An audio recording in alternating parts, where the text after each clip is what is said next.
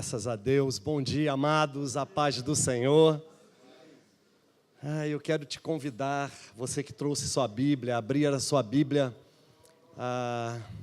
Nós vamos ler dois textos hoje, gente. Nós vamos ler primeiro Atos dos Apóstolos, capítulo 4, versículos 32 e 33.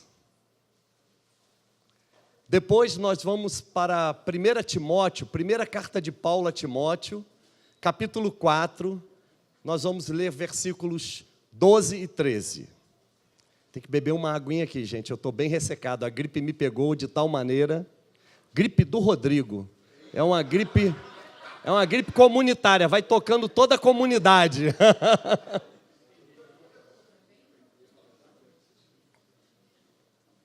Na sexta-feira eu tive num momento na casa do Sidney e da Bel e fiquei muito próximo do Rodrigo. Mas até gripe é bom quando a gente pega de crente. Me dá mais, não sei porque eu estou com mais disposição hoje. Eu quero nesse momento compartilhar com vocês, igreja, algo que Deus colocou no meu coração. A gente tem vivido uma experiência fascinante e maravilhosa aqui na Igreja Adã. Uma experiência comunitária, uma experiência de desenvolvimento da fé, de crescimento espiritual. A gente sabe que todos os irmãos que Deus tem nos dado, até agora, eles vêm desenvolvendo a sua própria fé, crescendo em Cristo Jesus, como igreja do Senhor, e a gente sabe que isso é só o começo, né? Que Deus apenas começou a startar o plano dele para essa igreja. Eu não tenho dúvidas, eu tenho recebido, inclusive, palavras assim, muito carinhosas a respeito do nome nosso, a Igreja Adã. Ainda sexta-feira e ontem também eu conversava com pessoas que me diziam: pastor, olha, eu conversando com uma pessoa que eu conheço e eu falei da Igreja Adã. Aí a pessoa, mas o que significa Adã? E ela disse, olha, Assembleia de Deus alcançando as nações. E a pessoa estranhou, mas é uma Assembleia de Deus lá? Sim, é uma Assembleia de Deus, por que não, né? Hoje, pela graça e misericórdia do Senhor, a nossa denominação é uma denominação que tem passado por uma transformação muito grande. No início aqui, na evangelização do nosso país, há 110 anos atrás, a nossa igreja ela foi fundada aqui em 1911, né? 1911 aproximadamente. E interessante é que os missionários que vieram de fora, eles encorajaram os irmãos que foram sendo alcançados pela palavra aqui no Brasil a saírem, a entrarem nas casas, a pregar o evangelho, promover cura divina e batismo no Espírito Santo. Isso vem acontecendo ao longo dos anos. Hoje a nossa denominação é uma denominação consolidada, é uma denominação que está passando sim por um processo de transformação, mas também um processo de renovação.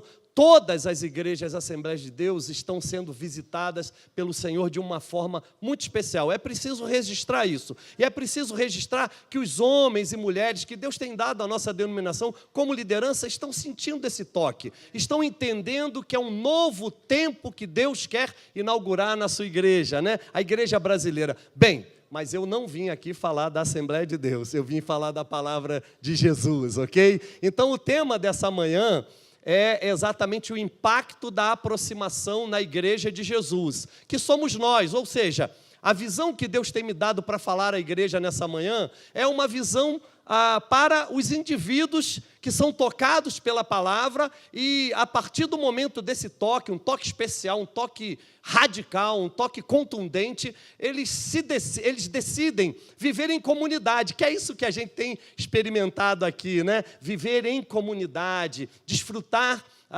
da comunidade viva, como corpo de Cristo, né? Como soma pneumáticos, ou seja, um corpo espiritual, mas que decide se reunir num determinado lugar para adorar a Deus. Por quê?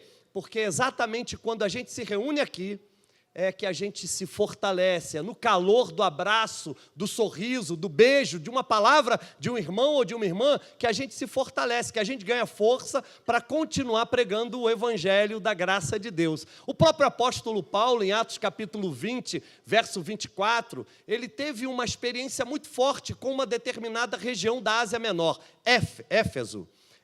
O apóstolo Paulo foi o plantador da igreja de Éfeso. O apóstolo Paulo teve um carinho muito grande por aquela igreja. Ele cuidou daquela igreja durante o período de plantio. Depois ele deixou um jovem pastor chamado Timóteo no seu lugar para substituí-lo. Timóteo devia ter cerca de 30 anos de idade quando assumiu o pastoreio daquela igreja. Depois aquela igreja recebeu um ancião como pastor, que foi o evangelista João, que nos deixou o Evangelho de João, 1ª, 2ª, 3ª de João e o livro profético de Apocalipse, ok? Então, é interessante a gente perceber que essa igreja de Éfeso é uma igreja que conquistou o coração de Paulo como um evangelista, como um plantador de igrejas.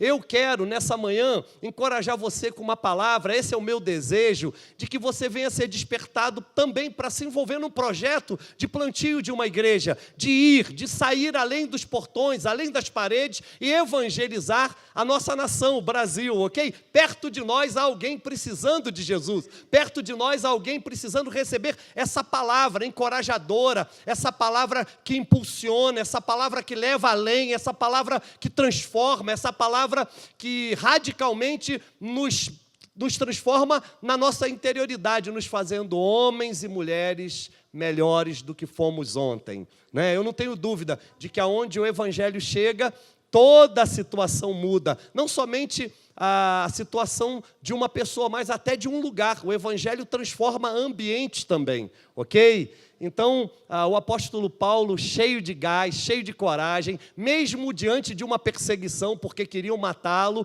em Atos capítulo 20, versículo 24, falando para os oficiais da igreja de Éfeso, para os anciãos, ele diz: porém em nada considero a minha vida preciosa para mim mesmo, a não ser que venha eu cumprir a carreira e o ministério que recebi do Senhor Jesus, de pregar o evangelho da graça de Deus. Queridos, eu creio que esse deve ser o nosso sonho, né? O sonho de pregar o evangelho da graça de Deus. Não importa o que esteja acontecendo, talvez na sua casa você enfrente uma adversidade, uma luta, uma dificuldade, uma oposição. Talvez no seu trabalho você encontre uma dificuldade, uma adversidade, um obstáculo para ser vencido. Talvez na sua faculdade, na sua escola, você esteja enfrentando uma dificuldade, mas eu quero dizer, o evangelho, ele tem esse poder de romper barreiras. O evangelho, ele tem esse poder de derrubar muros, ok? Eu me lembrei aqui agora. Na década de 90, a Igreja de Jesus orou muito, no mundo todo, para que a cortina de ferro fosse derrubada, para que os muros de Berlim, que separavam a Alemanha oriental da ocidental, fossem derrubadas, para que elas pudessem ser reunificadas. A gente orou muito, a gente orou. Eu me lembro de estar envolvido em campanhas de oração em relação a isso. E a cortina de ferro caiu e o muro caiu também. Porém, a gente falhou, porque o espaço e o tempo que nos foram abertos para evangelizar, a gente não ocupou. Aí vieram a máfia, o tráfico, a corrupção. Nada disso é novo para a gente aqui, né? Então Deus está querendo trazer despertamento a nós, né? Aonde a gente precisava estar presente, a gente não se fez presente. E esse foi um problema. E hoje a gente está enfrentando problema lá na Europa, né? A gente está no leste europeu, a gente está enfrentando o problema do evangelho consolidar. E olha que já houve uma época em que ele era consolidado, né? Então eu creio que na nossa nação, o Brasil, Deus está dando uma grande oportunidade a gente de marcar posição.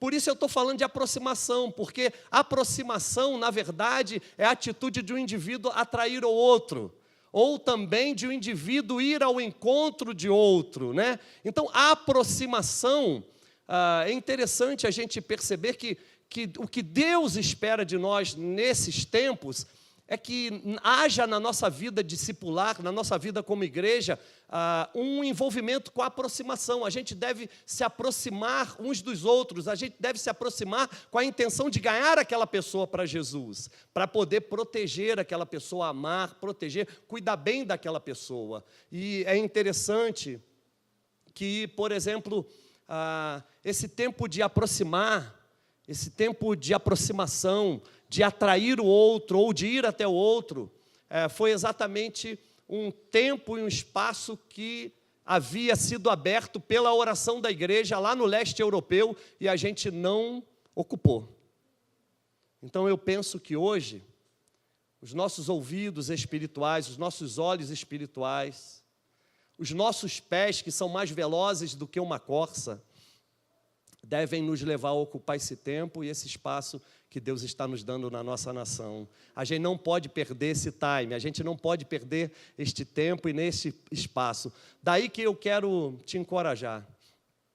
Tenha muito cuidado quando a sua mente e o seu coração começarem a te inclinar para causas que, antes de tudo, o Evangelho considera em seus princípios e valores secundárias.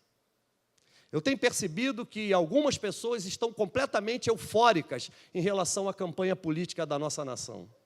Mas eu tenho um chamamento e uma advertência para você. O tempo agora é de buscar a face do Senhor. Se você se envolver com discussões políticas a respeito de candidato A, candidato B, candidato C, nós vamos perder espaço e tempo. Porque nós estaremos gastando energia falando de algo que a Escritura Sagrada trata de secundário.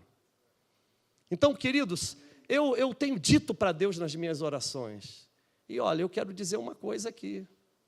Todos os dias, quase todos os dias da semana, alguém me liga: olha, pastor, eu tenho um candidato tal que quer ir lá na igreja Adão, ouviu falar bem e tal. Qual tem sido a nossa postura? Oh, querido, querida, obrigado pela lembrança, mas olha, nós adotamos uma postura neutra em relação a isso. Por quê? Foi um direcionamento de Deus para nós.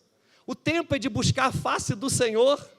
Se a gente se envolver em buscar a face do Senhor, as outras coisas que são secundárias, elas virão. O que a Bíblia diz lá em 1 Crônicas, capítulo 7, verso 14? Se o meu povo, que se chama pelo meu nome, se humilhar e orar e buscar a minha face, se arrepender dos seus pecados, então eu ouvirei do céu, virei e sararei a sua terra. Aleluia! É um erro, e eu tenho visto uma certa infantilidade no nosso meio, pessoas usando o nome de Deus para defender candidatura política. Isso é muito sério. Por que, pastor, que você está falando isso? Porque eu já fiz isso. Já passei por essa experiência amarga.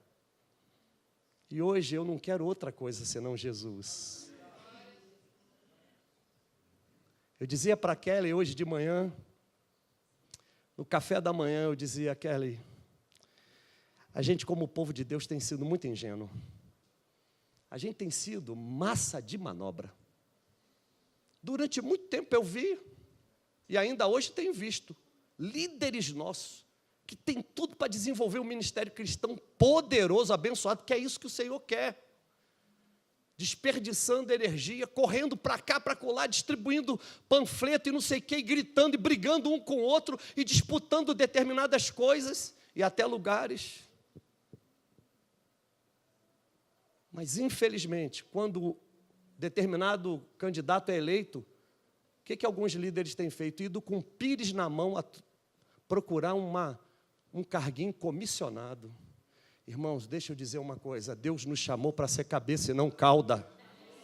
Nós vamos tratar disso nessa manhã. Sabe de uma coisa? Deus dá projeto à sua igreja. A sua igreja não precisa estar de pires na mão. O povo de Deus não precisa estar de pires na mão a troca de carguinho político. Sabe por quê? Porque Deus quer dar projeto para nós. Projeto de vida, estilo de vida maravilhoso e abundante, estilo de vida cheio da graça de Jesus, cheio do Espírito Santo. Sabe de uma coisa?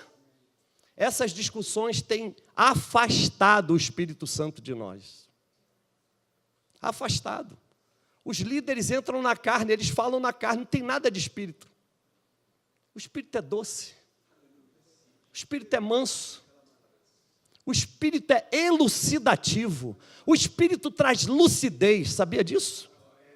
O espírito traz lucidez, traz discernimento. Você sabe, opa, esse caminho aqui eu não devo andar. Seguir essa pessoa aqui eu não devo seguir. É Salmo 1, gente. É para viver isso. É para viver isso. Então, assim, com muito amor e carinho, eu quero falar sobre o impacto da aproximação na igreja de Jesus.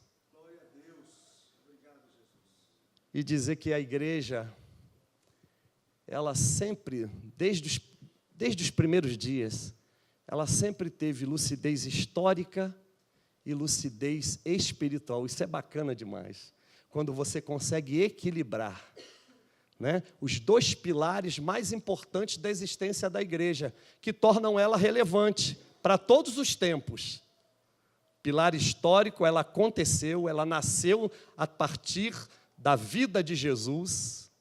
A história de Jesus não é uma história da carochinha, a história de Jesus não é uma ficção, a história de Jesus é real. Depois, ela vive a partir da descida do Espírito Santo, como uma promessa de Jesus para encher a nossa vida e nos dar lucidez espiritual. Para quê? Mostrar o caminho que essa igreja deveria tomar. Senão a gente ia ficar doidinho, igual o judaísmo é.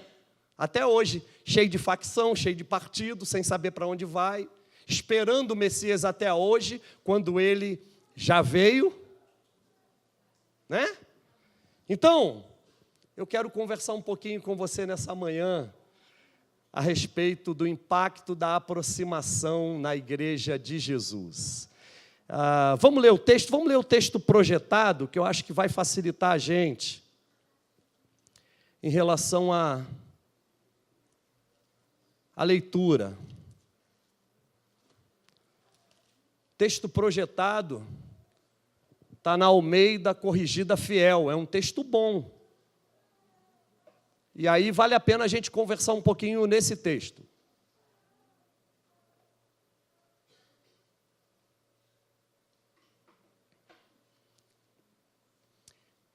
Diz assim a palavra de Deus: e era o coração e a alma da multidão dos que criam, e ninguém dizia coisa alguma do que possuía, era sua própria, mas todas as coisas lhes eram comuns.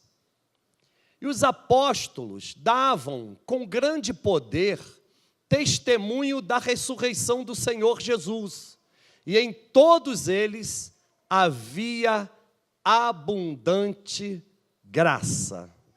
Primeira carta do apóstolo Paulo a Timóteo, capítulo 4, versículos 12 e 13. Ninguém despreze a tua mocidade, mas sê o exemplo dos fiéis, na palavra, no trato, no amor, no espírito, na fé, na pureza. Persiste em ler, exortar e ensinar até que eu vá. Essa é uma recomendação do apóstolo Paulo a seu filho na fé, Timóteo, que ele havia deixado em Éfeso para cuidar da igreja. Olha que coisa interessante. Timóteo, ele tinha pai grego e mãe judia. Timóteo nasceu numa cidade Listra, foi evangelizado por Paulo. Paulo, ele pisou em Listra na sua segunda viagem missionária. O que acontece? Paulo ganha a família de Timóteo para Jesus, tanto que Paulo lembra do nome da mãe e da avó de Timóteo. Ele diz para Timóteo: olha, tudo aquilo que a sua mãe, isso é lindo demais, gente, tudo aquilo que a sua mãe e a sua avó te ensinou a respeito das sagradas letras, guarda tudo isso e também confia a homens que lhe sejam fiéis. E é interessante que Paulo cita o nome dessas duas grandes mulheres de Deus, né? Eunice a mãe de Timóteo, e Loide, a avó de Timóteo. Isso é muito lindo. A palavra de Deus, ela chega numa casa e ela o quê? Ela transforma toda aquela casa. Ela radicalmente transforma toda aquela casa. É uma forma extraordinária do Senhor se assenhorar de nós, né? Do Senhor tomar conta de nós e mostrar todo o seu amor e carinho por nós. É assim, quando eu olho para vocês, eu percebo o Evangelho está entrando, o Evangelho está invadindo essas casas, a partir do discipulado a um, a partir das nossas células, e o Evangelho entra com uma característica muito peculiar, é um Evangelho puro, é um Evangelho santo, é um Evangelho sem rusga, é um Evangelho sem nenhum elemento de idolatria, é um Evangelho do coração. A gente quer estar junto. Aqui na Igreja Dan, a gente costuma dizer que a gente quer fazer amigos para a vida toda. A gente não quer caminhar com uma pessoa uma parte do tempo, a metade do tempo, a gente quer caminhar a vida inteira. Aleluia! Então esse Evangelho é o Evangelho que entrou lá na cidade de Éfeso, na casa de Timóteo. É o Evangelho que entrou na minha casa, na sua casa. É o Evangelho que transformou a nossa vida. Muitos de nós que aqui estamos não poderíamos estar sem Jesus. Se a graça de Deus não tivesse nos alcançado de forma tão maravilhosa e abundante, nós não estaríamos aqui. Alguns estariam debaixo da terra, como eu. Mas nós estamos aqui para falar desse Evangelho, para falar desse amor, para mostrar que vale a pena viver para Cristo, para mostrar que vale a pena ser igreja de Jesus. Mas o que a gente percebe nesse Evangelho que entra na pregação dos apóstolos no primeiro século, a partir do dia de Pentecostes? Porque o texto que a gente leu diz que em todos eles havia, em todos os apóstolos, os pregadores da palavra, havia abundante graça, né? Então é interessante que a graça ela tem esse poder de atrair as pessoas, porque a graça ela está desincompatibilizada da ciência humana, da filosofia, da intelectualidade, da tecnologia. Graça é graça, né? É interessante que o apóstolo João, escrevendo o Evangelho de João, capítulo 1, no verso 16, ele diz: e todos nós temos recebido da sua plenitude e graça sobre graça. Né? Então é muito lindo a gente perceber que esse próprio Jesus que se fez carne, agora na presença do Espírito Santo, Ele nos dá a sua plenitude. E graça sobre graça, graça que tem o poder de restaurar, de reconciliar, né? E também de preparar e encomendar e mandar ir. É interessante isso. Então, eu anotei aqui algo que eu quero compartilhar com você. A igreja do primeiro século, ela causou um impacto na sociedade porque ela tinha lucidez histórica e lucidez espiritual. Aquilo que Jesus era é exatamente aquilo que foi transbordado a essa igreja. João capítulo 1, verso 14. E o Verbo se fez carne e habitou entre nós. Né? E é interessante que a gente recebeu dele, né? E é interessante a gente perceber que, por exemplo, 1 de João capítulo 1, verso 15, diz: a lei foi dada através de Moisés, mas a graça e a verdade vieram por Jesus Cristo. Então nós temos recebido desse transbordar do elemento histórico, real, dessa realidade histórica chamada Jesus, que morto na cruz, sepultado num túmulo emprestado. E é interessante a gente perceber que ele, ao ressuscitar, ele disse que nós receberíamos tudo aquilo que ele planejou para nós, ou seja, da sua plenitude. Assim como a plenitude de Deus estava em Jesus, de Deus o Pai, ele também derramou, transbordou a nós, nos revestiu, nos selou no dia do Pentecostes, com o batismo no Espírito Santo, com a sua plenitude. Colossenses 2,9 diz: porquanto nele, Jesus, habita corporalmente toda a plenitude da divindade. Deus o Pai se fez homem em Jesus. Então é bom que a gente aprenda aqui, gente, que Jesus não é 50% Deus e 50% homem. Jesus foi 100% Deus e 100% homem. Ok? E é interessante que a Bíblia diz que todos nós vimos a sua glória, ainda no versículo 14 do capítulo 1. Glória como do unigênito do Pai. Então essa plenitude de Deus que estava em Jesus, agora é transbordada a nós.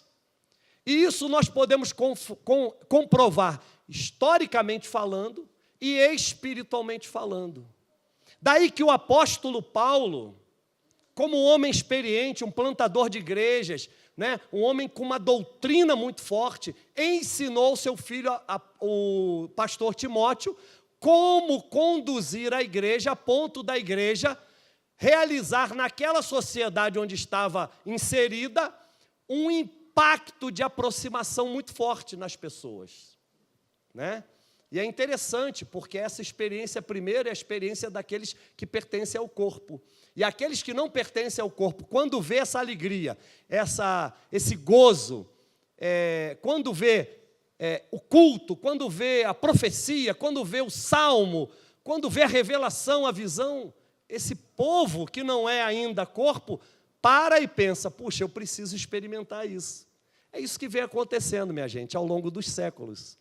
A igreja ela tem essa característica de causar um impacto de aproximação. Por isso, nós não éramos povo e agora somos chamados seu povo. Nós não éramos filhos, mas agora em Jesus somos chamados seus filhos. Ok? Então, é interessante isso, né? E o apóstolo Paulo, em Romanos capítulo 8, no verso 14, ele diz, mas todos quantos são guiados pelo Espírito de Deus, esses são filhos de Deus, né? Então, em Cristo Jesus, nós somos feitos filhos de Deus, né? Nós fomos reconciliados, nós fomos adotados por Deus, o nosso Pai. Então, o que havia?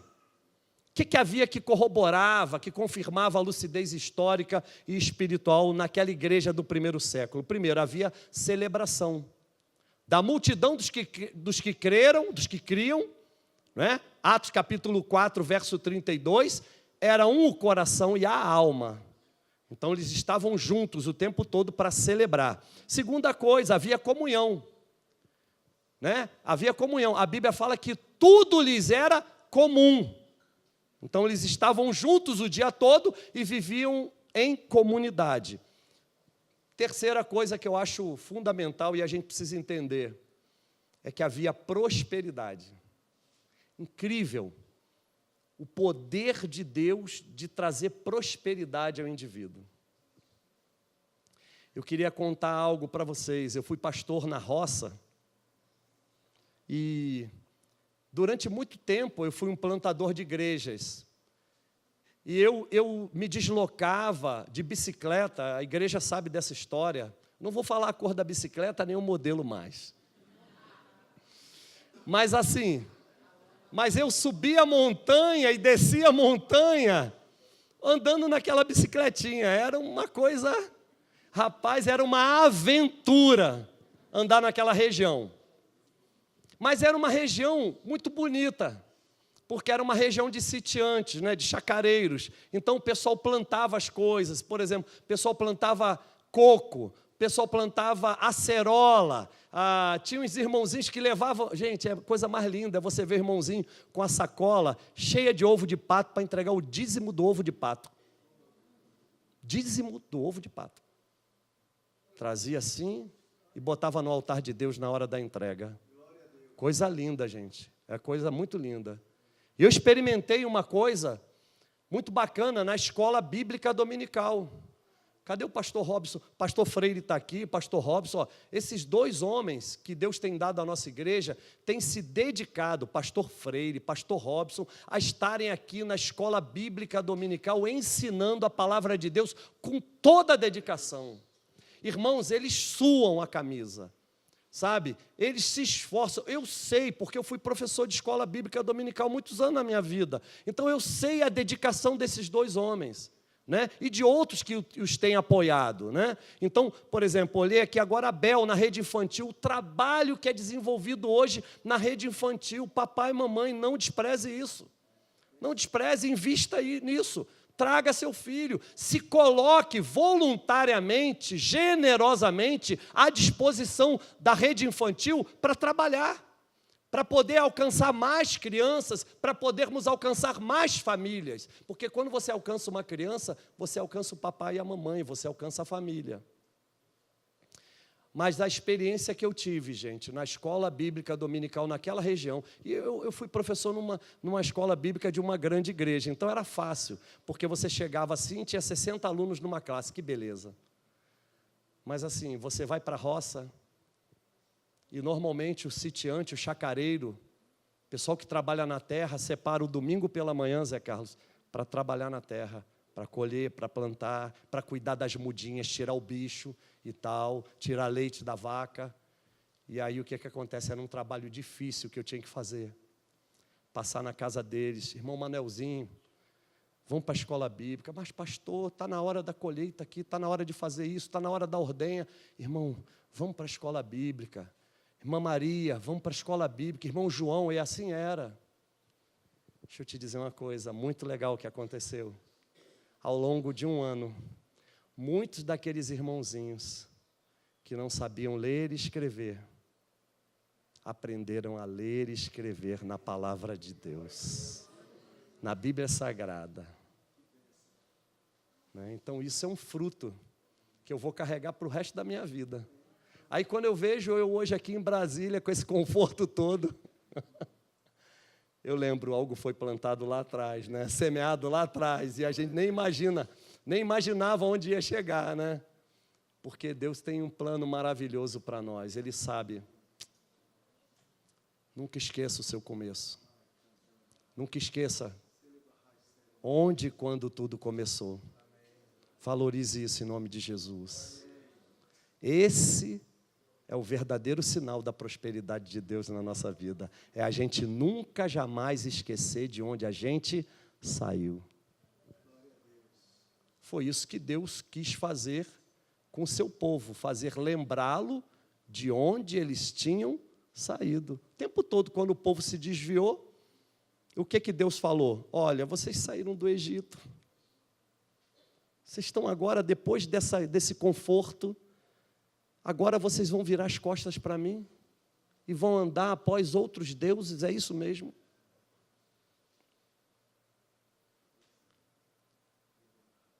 Há um versículo lindo em Jeremias, que diz assim, Deus falando, como se fosse um soluçar, vendo o seu povo desviado. Deus falou, lembro-me da beneficência da tua mocidade, quando tu andavas após mim e me seguia pelo deserto, por uma terra onde tu não semeavas. No deserto, Deus alimentou o seu povo com maná que veio do céu. Eles não semearam e receberam. Então havia celebração, comunhão e prosperidade, mas quais seriam os exemplos corretos para a gente aplicar como de fato o impacto da aproximação na igreja de Jesus? Aí eu quero voltar lá, por favor, Brenda, a 1 Timóteo capítulo 4, verso 12 e 13.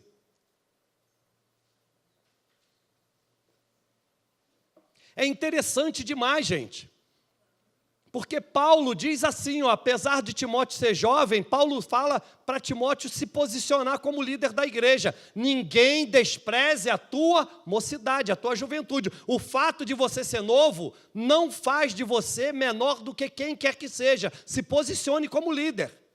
E aí ele diz assim, seja o exemplo dos fiéis. E aí ele diz, onde? Quais são esses exemplos? Primeiro, na palavra. Queridos, a igreja Adã é uma igreja jovem, Mas nós, a liderança da igreja, os pastores da igreja, estamos decididos a ensinar a palavra de Deus o tempo todo aos nossos líderes. Por isso, às vezes, a gente tem uma disciplina, uma correção. Por isso, às vezes, a gente usa a vara, em outros momentos o cajado, mas é necessário. E, às vezes, quando a gente aperta alguém, né? Por quê? É necessário que uma igreja jovem aprenda sobre honra e autoridade espiritual. É necessário que, por exemplo, algumas vidas que foram tiradas, que saíram de outros núcleos, que talvez por uma circunstância, um momento, uma fase, não estivessem vivendo essa questão do respeito, da honra à autoridade espiritual, esteja se sentindo um pouco desconfortável. Mas qual é o nosso papel? Nosso papel é doutrinar, ensinar. Porque Jesus fez isso. Jesus não pegou aqueles rapazes à beira do mar da Galileia e disse assim, vão. Primeiro ele treinou eles, ele consolidou eles. Porque um dos grandes perigos que a gente pode correr é enviar alguém sem ele estar preparado. Então é necessário que a gente prepare primeiro para depois enviar. Né? E aí é interessante a gente se submeter a essa questão do ensino pela palavra. Ou seja, por isso na nossa igreja a gente fala, olha, não deixa de vir à escola bíblica dominical, não deixa de ir para uma célula, não deixa de seguir aquilo que o seu líder está orientando, que o seu pastor está orientando, não deixe de pertencer a uma dessas camadas da igreja. Por quê? Porque a gente sabe que é exatamente com esta palavra que a gente amadurece, a gente se torna um cristão que pode se tornar exemplo de outros. Assim como Paulo foi exemplo de Timóteo, agora Timóteo deve ser exemplo de outros. Na palavra. Atos capítulo 2, versículo 42, a respeito dessa comunidade de fé, da igreja de Jesus do primeiro século, Lucas, que escreveu Atos, ele diz, e perseveravam todos na doutrina dos apóstolos. Então essa igreja do primeiro século, havia doutrina nessa igreja. Ela era uma igreja voltada à doutrina, a ensinar. E quando eu falo de doutrina, eu não estou falando do corte de cabelo, da saia, do vestido, disso, daquilo. Não. Eu estou falando de palavra de Deus que veio de Jesus e transbordou para nós. Porque o tempo todo Jesus ensinou. Há um momento que os próprios escribas, os fariseus religiosos, quando olham a Jesus, se admiram. E o que a Bíblia diz lá nos evangelhos? Que eles se admiravam de Jesus porque ele não ensinava como os doutores da lei, mas ensinava como quem tinha autoridade. Autoridade. Era uma experiência diferente. Por quê? Porque os doutores da lei, eles não eram como Timóteo, exemplo dos fiéis. Eles diziam, façam isso, mas faziam completamente diferente. Né? Não toque nisso, mas eles tocavam. Não pode isso, mas eles podiam. Mas na igreja é diferente. Ser exemplo dos fiéis. E aí uma das primeiras coisas que a gente tem que fazer é palavra. Né? E às vezes a palavra... me permita dizer, às vezes a palavra gera um certo desconforto. Sabe por quê? Porque culturalmente falando, a gente aprendeu muitas coisas. Me permitam, não estou querendo ser forte, mas às vezes a gente aprendeu ao longo dos anos, até mesmo no núcleo familiar, a gente aprendeu da forma errada. Da forma errada. E às vezes a gente leva muito tempo, né? E aí agora, entendendo a palavra, a gente, puxa vida, eu não sabia que era assim. E aí isso às vezes gera um desconforto. Abrir mão de certas situações, olha, não é fácil. Mas para a glória de Jesus, aqui na Igreja Adã, nós temos visto homens e mulheres dizendo não ao pecado, dizendo não à sedução do mundo e dizendo sim a Jesus. Isso é lindo demais. Você pode dar um aplauso a ele? Jesus!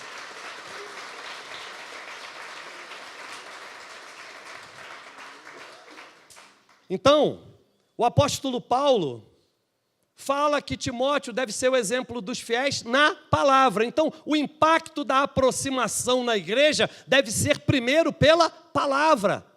Nós devemos conhecer a palavra. Se a gente não conhecer a palavra, a gente vai se tornar presa fácil em outras situações. Então é necessário estar firmado nesta palavra, conhecer a palavra, ok? Depois, no trato. É interessante, essa palavra trato fala do cuidado, e cuidado com carinho. Ok? Nós devemos ter cuidado, ter carinho por aquelas pessoas, tratar bem aquelas pessoas que o Senhor está fazendo cruzar o nosso caminho. Então, é importante a gente perceber que esse cuidado era algo que havia já na igreja primitiva. Por quê? Porque em Atos capítulo 4, verso 34, depois do texto que a gente leu, segue um discurso muito interessante, mas diz lá o quê? Não havia entre eles necessitado algum. Por quê? Porque um cuidava do outro, é o exercício da mutualidade cristã, não é? O apóstolo Paulo, escrevendo aos Gálatas, no capítulo 6, no verso 2, ele diz: levai as cargas uns dos outros e assim cumprireis a lei de Cristo. Então, eu só posso ser de fato um cristão com identidade se eu ajudar o meu irmão a levar a carga dele e o meu irmão levar a minha. Então, esse exercício da mutualidade cristã vem pelo trato, ok? Cuidado. A outra coisa, no amor. E esse amor deve ser verificado na comunidade de fé pela prática, não pelo discurso, mas pela prática. O apóstolo Paulo, escrevendo 1 Coríntios, capítulo 13, ele discorre sobre o amor. Ele fala coisas lindas a respeito do amor, mas ele finaliza também no verso 13, dizendo: agora, pois, permanecem a fé, a esperança e o amor, estas três coisas, mas a maior destas é o amor. Então é muito lindo quando a gente percebe o apóstolo João dizendo assim: nós o amamos porque ele nos amou primeiro. E esse amor de Jesus não foi teórico, ele foi demonstrado, a ponto de ir para a cruz, morrer por mim e por você. Nós é que tínhamos que estar lá. Sabe, hoje pela manhã eu fiquei pensando naquele homem que carregou a cruz para Jesus. Jesus estava indo para o Calvário, chicoteado, machucado, marcado, sangrando. E de repente ele tropeça e cai, e um homem que não era nem da nação de Israel corre lá, toma a cruz, chamado Simão Cirineu, lá de Cirene, fora do território de Israel, toma a cruz e carrega para Jesus.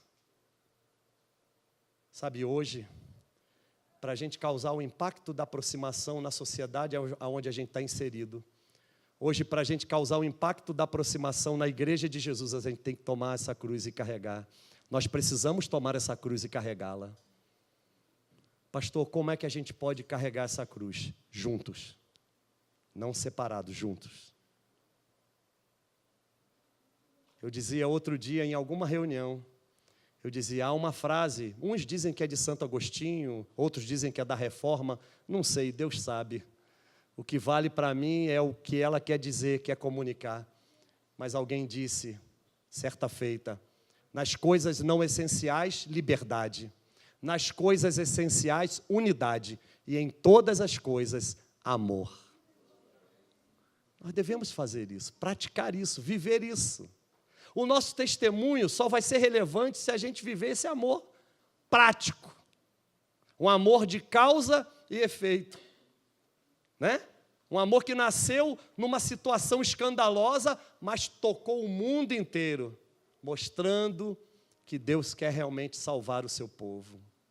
Então é importante que a gente pratique esse amor. A outra coisa, no espírito. Sabe, é importante que a gente busque isso. Eu estava ali dentro, eu cheguei um pouco atrasado hoje, mas eu vi o Paulo aqui na adoração, eu ouvi, aliás, eu ouvi, e interessante, me chamou a atenção, porque eu vi as mãos levantadas. Eu vi todas as pessoas adorando ao Senhor. E aquilo ali era exatamente para mim a comunicabilidade de que o Espírito Santo está presente no nosso meio. Eu não tenho dúvida de que todos adoraram ao Senhor com o coração aberto. Eu não tenho dúvida de que todos levantaram as mãos em adoração ao único Deus verdadeiro. Eu não tenho dúvida de que todos que estavam aqui no momento da adoração tinham um só propósito: o propósito de glorificar ao nome do Senhor. Não tenho dúvida disso. Então, a nossa vida, ela deve ser marcada também pela presença do Espírito. E esse Espírito, eu quero te dizer, a palavra em todo o Novo Testamento para esse Espírito é sopro, é vento, vem de repente, ninguém sabe de onde vem, mas ele vem, ele chega, ninguém sabe como ele chega, mas ele chega, ninguém sabe para onde ele vai, mas ele vai porque ele deseja tocar todas as pessoas. E é interessante que esse sopro, esse vento do Espírito de Deus, ele traz consigo um fogo capaz de culminar, capaz de destruir, capaz de fazer desaparecer todo resquício de carne, todo resquício de pecado que ainda está marcando a nossa vida. O apóstolo Paulo, gente, escrevendo 1 Coríntios, capítulo 2, versículos 3 e 4, ele diz que, pode projetar, Brenda, por favor? 3 e 4 não, 4 e 5, por favor, 4 e 5. O apóstolo Paulo, ele diz assim: mas a minha pregação, a minha palavra, não consistiu em demonstração de sabedoria humana, mas sim em demonstração de espírito e de poder. 1 Coríntios, capítulo 2, verso 4 e 5. No verso 5, o que ele diz? Para que a vossa fé não se apoiasse na sabedoria humana, mas sim no poder de Deus. Olha que coisa interessante, a palavra, ela deve ser ministrada não com demonstração de sabedoria humana. Gente, aqui tem um monte de gente graduada, mestrada, doutorada, pós-doutorada, beleza. Mas ciência humana, cientologia, humanismo, as maiores universidades do mundo estão cheias. Mas só há um lugar onde há demonstração de espírito e de poder. É na igreja de Jesus. Você pode virar para essa pessoa que está do teu lado e diz assim: se você veio buscar mais do Espírito de Deus, mais do poder de Deus para a sua vida, você está no lugar certo. Aleluia!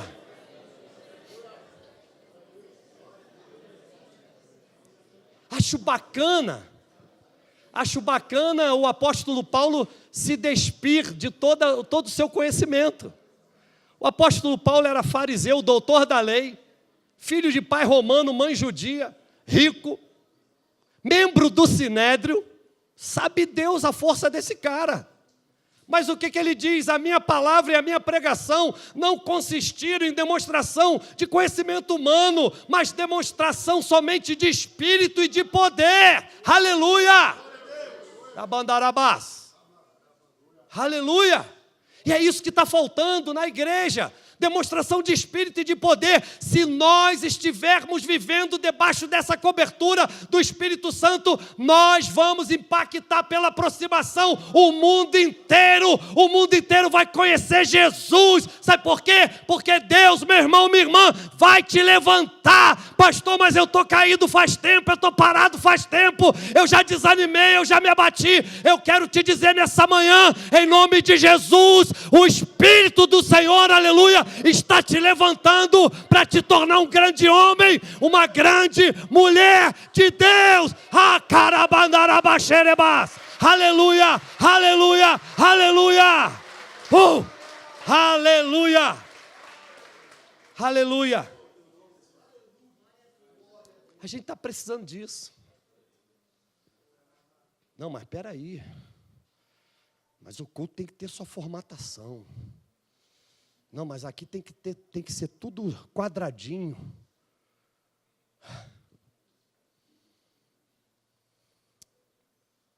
O apóstolo Paulo disse que onde está o Espírito do Senhor, aí há liberdade. Você tem liberdade para adorar o Senhor. Você tem liberdade. Pastor, eu quero levantar as duas mãos e os pés. Você vai cair, mas faça isso.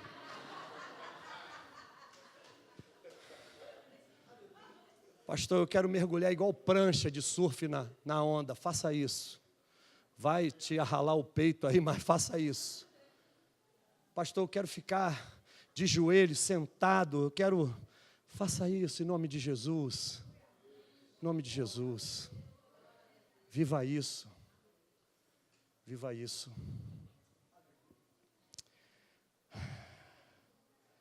A outra coisa que o apóstolo recomenda a Timóteo como pastor para que siga o exemplo é fé. Fé é acreditar sempre. Fé é crer contra o impossível. Fé é obedecer cegamente. Eu dizia isso outro dia. Eu disse, há um argumento teológico que me toca muito, que é a obediência cega. Porque hoje em dia é comum a gente falar assim, não, eu obedeço a palavra, mas a gente quer obedecer segundo os nossos interesses, parcialmente. Os primeiros cristãos tinham uma obediência cega. É impressionante. Jesus falou assim, ficai em Jerusalém até que sejais do alto revestidos. Eles ficaram. Mas deixa eu te contar uma coisa, o fogo estava pegando. Mas antes do fogo do Espírito pegar, estava pegando o fogo da perseguição, sabia disso? Os religiosos queriam matar os cristãos, que na época não eram nem chamados cristãos. O próprio apóstolo Paulo, antes de converter, ele consentiu na morte de Estevão, por exemplo, né? Perseguiu cristãos. Mas olha que coisa interessante, nessa perseguição toda, eles permaneceram reunidos no mesmo lugar. Sabe o que a Bíblia diz em Atos capítulo 2, verso 1 a 4? A Bíblia diz, estando todos eles reunidos no mesmo lugar. Isso é lindo. Veio, de repente, um vento do céu, veemente e impetuoso, e encheu toda a casa onde eles estavam reunidos. E viram pousar sobre cada um deles línguas repartidas como quê? De fogo.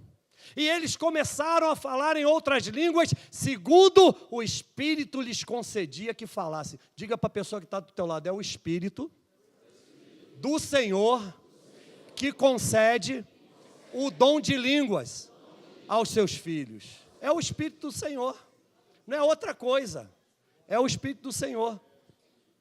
E aí é interessante que a Bíblia diz que eles o quê? Obedeceram. Fé é obediência cega. Fé é o seguinte, é você estar no alto da montanha, num desfiladeiro, e ouvir a voz de Deus falando assim, filho, pode pular, que eu estou cuidando de você. E você pular. É isso. É você crer contra a esperança. Pastor, mas eu estou desesperançado. É exatamente aí que você tem que crer. Por quê? Porque o Espírito Santo é mestre em ministrar ao nosso coração o quê? Esperança. Romanos capítulo 5, verso 5. Ora, a esperança não traz confusão, porquanto o amor de Deus está derramado nos nossos corações pelo Espírito Santo que nos foi dado. Então é isso, é acreditar, é crer. E aí, na carta aos Hebreus, capítulo 11, verso 6, a Bíblia diz, ora, sem fé é impossível agradar a Deus, porque é necessário que aquele que se aproxima de Deus creia que Ele existe, e é galardoador de todos aqueles que o buscam. Então, primeiro eu tenho que crer. O apóstolo Paulo ensina isso em Romanos 10, que nós devemos crer com o coração e com a boca fazer a confissão. É interessante que o quê? Que a gente recebe um presente de Deus quando a gente confia nele. E é interessante que primeiro eu creio que esse Deus existe, e aí eu desejo o quê? Me aproximar dele. Se eu me aproximo de Deus impreterivelmente, eu devo também, obedientemente, me aproximar das outras pessoas. Não, pastor, mas aquele ali é intragável. Não, aquele sujeito ali é um calo no meu sapato. Pastor, aquela pessoa ali xinga palavrão. Deixa eu te dizer, eu era o cara mais xingão da face da terra. Para a glória de Jesus, nunca mais xinguei. Graças a Deus por isso. Eu trocava palavras com palavrão e gíria. O tempo todo foi assim na minha família. Deixa eu falar uma coisa para vocês. Meus irmãos, até na vida dos meus irmãos que ainda não aceitaram Jesus como Senhor e Salvador, eu estou vendo mudança. Estou vendo a redução do palavrório, da gíria, do xingamento. Sabe, nós somos transformadores de ambiente. Pastor, mas meu parente mora lá no Xingu. Tem problema. A tua oração vai tocar nele lá. A tua oração vai fechar a boca dele lá. A tua oração pode transformar ele lá. É assim. A oração não tem fronteiras. E a oração é movida pela fé. Jesus falou, se você pedir com fé que o monte saia de um lugar e vá para o outro, ele vai obedecer. Se você tiver fé do tamanho de um grão de mostarda, rapaz, precisa falar mais alguma coisa? Então a fé ela tem, olha gente, não temos mais tempo de usar exemplos, mas a fé tem movido muitos corações de homens e mulheres. Nós temos ouvido aqui na Igreja Adã testemunhos poderosíssimos de homens e mulheres que foram movidos pela fé e alcançaram promessas de Deus. Incrível isso. Mães que não podiam dar filhos, geraram filhos. Pais que estavam desempregados, porta tremenda de emprego com bom salário foi aberta. Gente que precisava concluir a universidade e não tinha dinheiro para pagar, o dinheiro apareceu para pagar. Ei, não é outra coisa senão a fé no coração do povo de Deus, num único Senhor. Num único Senhor. Último, pureza, que é santificação. O autor aos Hebreus, no capítulo 14, no verso 12, ele diz assim, segui a paz com todos e a santificação, sem a qual ninguém verá o Senhor. Então, uma das coisas que Deus espera de nós, de mim e de você, é que a gente se santifique diariamente. E isso tem que nos levar a uma reflexão sobre onde é que a gente está colocando nosso pé.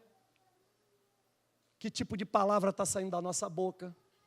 Para onde os nossos olhos estão virando? Que tipo de coisa eu estou tocando? Né?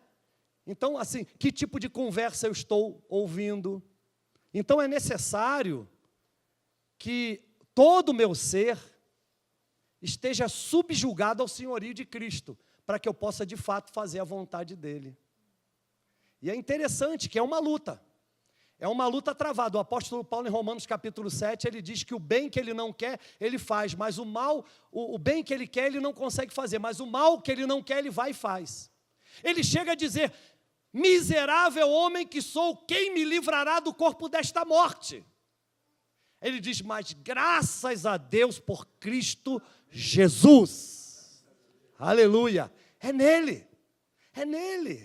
É nele que a gente canta o hino da vitória, é nele que a gente pode levantar as mãos para o alto, é nele que a gente tem as maiores conquistas da nossa vida, é nele que a gente vai aos lugares que os nossos pés talvez não possam ir, é exatamente nele, todas as coisas foram feitas para ele, tudo foi feito por ele, por meio dele, e nada teria sido feito se não fosse por ele. Mas é necessário que a gente se santifique. Pureza é santificação, é tirar toda a imundícia do nosso corpo, do nosso ser. Então, essa questão da pureza, existe uma coisa muito interessante, que eu penso ser importante para cada um de nós nos dias de hoje. Eu penso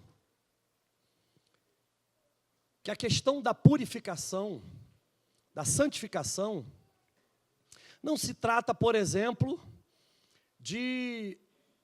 do batismo, de batizar nas águas. Sexta-feira, nós tivemos a alegria de batizar na casa do André e da Ângela, foi uma grande bênção, foi muito lindo ver os irmãos descendo nas águas, é uma atitude pública, mas a santificação é um processo que deve ser valorizado na condução de toda a nossa vida cristã. Porque se nós queremos um dia encontrar com Ele, se nós queremos um dia ver a face dEle, se nós queremos um dia cantar o hino da vitória, como Moisés cantou no deserto da terra de Canaã, se nós queremos contemplar a face dEle e ver todos os feitos dEle consumados nessa existência aqui, nós precisamos nos santificarmos dia após dia. Dia após dia. Eu queria finalizar com um breve testemunho.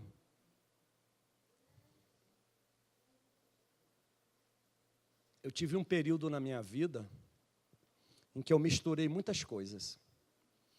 Eu estava morando na casa da minha avó materna, a avó Nadir.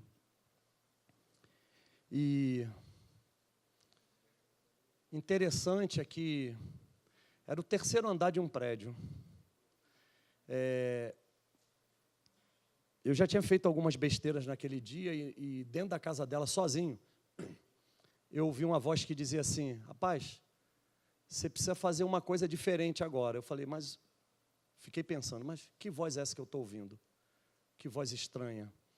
E a voz dizia assim: pega 1 litro de álcool e bebe 1 litro de álcool. Álcool de cozinha. Espero que você nunca tenha feito isso. Eu bebi o álcool. Depois a mesma voz, que era uma voz feia, distorcida, falava assim para mim: se joga, você pode voar. Você pode tudo agora. O diabo querendo ceifar minha vida, porque Deus tinha olhado para mim e tinha dito: eu vou salvar aquela alma. Não demorou muito, eu converti. Não demorou muito, eu entreguei mesmo a minha vida para Jesus e passei a servir ao Senhor e comecei a andar com as coisas de Deus, com o povo de Deus, mas a luta continuou. Um amigo meu me chamou, me vendo num momento de muita aflição, e disse: rapaz, você só vai vencer toda essa luta que você está passando se você glorificar o nome do Senhor em santificação da sua vida.